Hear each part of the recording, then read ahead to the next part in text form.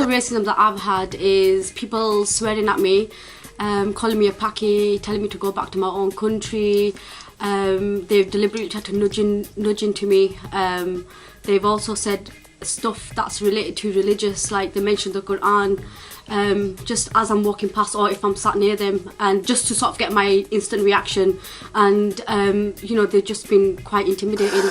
And then at other schools, they'd literally just ignore me. They'd step to the side when I walk past and shout things like really loudly, even be like, "Be careful everyone, she's a Sikh. She might pull her sword out any second now and slash you down, let's pull her hair and see if it's real." They're not allowed to touch we're not allowed to touch their hair apparently because it's holy. We're not allowed to cut it. Let's try cutting it, or just touching it. Let's see what happens to her. Maybe she might explode. I was attending one of my friend's party. It was under 18 party at the time, and we went there, and to put it blunt, we were attacked by a group of middle-aged men. They were physically abusing us and verbally, and basically it was a very scary time. There were a few of us girls and we would go in with an Islamic dress uniform, and along the way we'd come across 2 bus stops, and on these bus stops there were quite a few racist kids that would either haul abuse at us or perhaps come right to the window and knock, and they were really patronising. And there was a group of people that were walking at first behind us, and then a few members of that group broke off and decided, whilst we were walking here, they decided to walk all the way around us and gave us a wide berth before taking over. And a friend of theirs called out to them to ask them what they did, and they actually turned around and said, "I can't take my chances with these people." It's quite upsetting. It's quite upsetting on the fact that I'm born and bred here in the UK, and people who are born and bred in Britain as well, who are non-Muslims, telling me to get out of my own country. And it has put me down, and my confidence level goes down because you are treated differently. People do look at you in a different way, but it's also affected me in a good, positive way because it's made me become more confident about myself. I'm more proud of being a Muslim, and it's just been over a year that I've actually started wearing my hijab, and that was another thing that sort of said to me that I need to walk out there. This is a symbol of my religion, and I'm going to be proud of who I am. My thoughts on racism, I find it disgusting. I don't understand how people can actually pinpoint based on complexion. In the end, if we were actually to look back into our ancestral history, we actually all come from the African descent.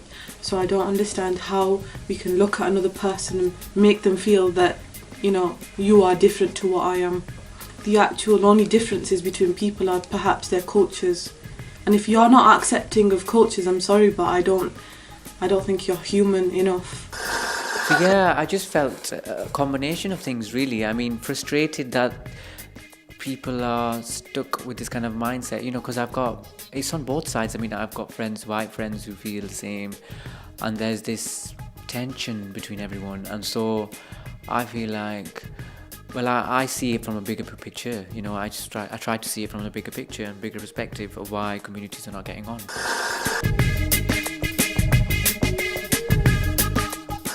When I think of racism, it reminds me of the EDL, the BNP, of how they are singling out the Asian popularity, especially the Muslims.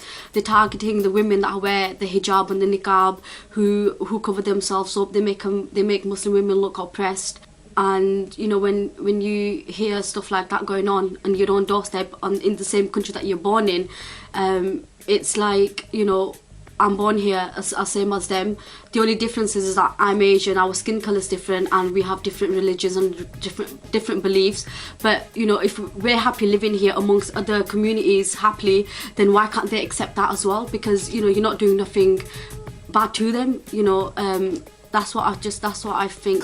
Now, these things generally do happen, and a lot of people do experience them, but because it's become so normal for people to hear things like this, they don't even count it as racism anymore. They don't think of it as being a racist attack in any way. And it's unfortunate that we've got to a stage in our society where it's normal for people to call you such names based on the colour of your skin or your religious beliefs. It's not normal, it shouldn't be normal, it shouldn't be acceptable, but it is. And this is something that we need to combat.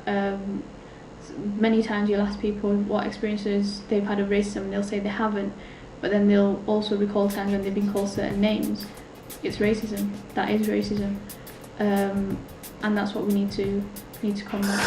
In the end, we are all one race, we are the human race, and I think the one thing that I've always kept in mind when I've thought about racism is that if I was to cut myself, the blood is red.